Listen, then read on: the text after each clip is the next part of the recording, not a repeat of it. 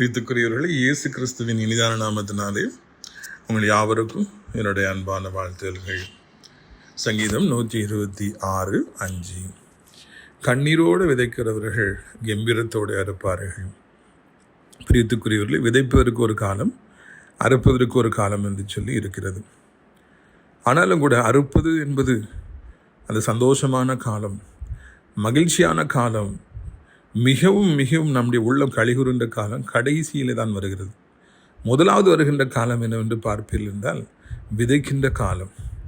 விதைக்கின்ற காலத்தை குறித்து இந்த வார்த்தை சொல்லுகிறது, கண்ணீரோடு விதைக்கிறவர்கள். அப்படி என்றால் விதைப்பது என்பது மிகவும் கடினமான, கசப்பான, மிகவும் மிகவும் அது ஒரு பாரமான காரியம் என்பதில் சந்தேகமே இல்லை. பிள்ளைகளை வளர்க்கிறவர்கள் விதைக்கின்றார்கள். பிள்ளைகளை வளர்த்து ஆளாக்குவது என்பது, ஸ்கூலுக்கு கூட்டு போகணும், காலேஜுக்கு கூட்டு போகணும், 1000 பிரச்சனை வரும், 1000 வியாதி வரும், அதையெல்லாம் தாண்டி அவர்களை வளர்த்து ஆளாக்குவது என்பது விதைப்பது. ஆனால் பிள்ளைகள் வளர்ந்து ஆளாகி சம்பாதித்து அவர்களுக்கு கொடுக்கின்ற பொழுது, பெற்றோருக்கு கொடுத்து தாங்குகிற பொழுது, அது அறுவடை செய்கின்ற ஒரு காலம். இப்படியாக நாம் எல்லாவற்றையும் காணும் பொழுது ஊழியம் என்பது விதைப்பது, அங்கு மிகமாக ஓடி திரிவது, ஆத்துமாக்களை சந்திப்பது, ஒவ்வொருக்காய் ஜெபிப்பது, எத்தனையோ பாடுகளை, எத்தனையோ உபத்திரவங்களை ஆண்டவருடைய ஊழியத்து நிமித்தமாய் சந்திப்பது என்பது விதைக்கின்ற ஒரு காலம்.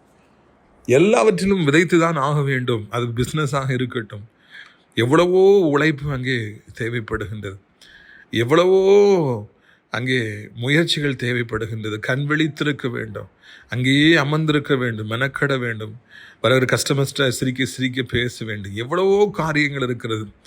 இப்படியாக விதைக்க ஒரு காலம் உண்டு, அறுவடை செய்ய ஒரு காலம் உண்டு. இன்றைக்கு கசப்பாக இருக்கிறது என்பதற்காக, கடினமாக இருக்கிறது என்பதற்காக நீங்கள் விதைக்காமல் இருப்பீர்கள் என்றால் அறுவடை செய்யவே முடியாது.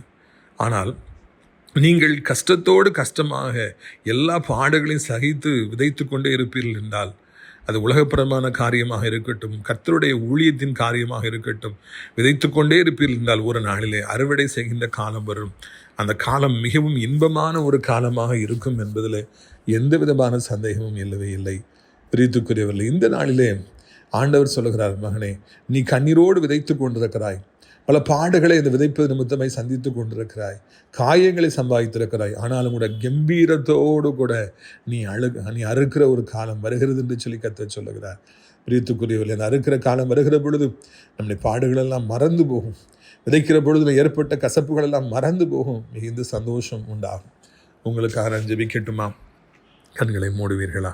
அப்பா பிதாவே, இந்த நாளில் இருந்த சத்தத்தை கேட்கிற பிள்ளைகள் எந்த நிலைமையில் இருந்தாலும் அவர்களுக்கு உதவி செய்யும். அவருடைய வேதனையெல்லாம் மாற்றியறலும், அவருடைய கண்ணீரையெல்லாம் துடைத்தரலும். கர்த்தருடைய திருநாமத்தினாலே இதோ உடைய பிள்ளைகளை ஆசீர்வதிக்கிறோம். அவருடைய வாழ்க்கையில் காணப்படுற எல்லா இருளும் நீங்கட்டும் அப்பா.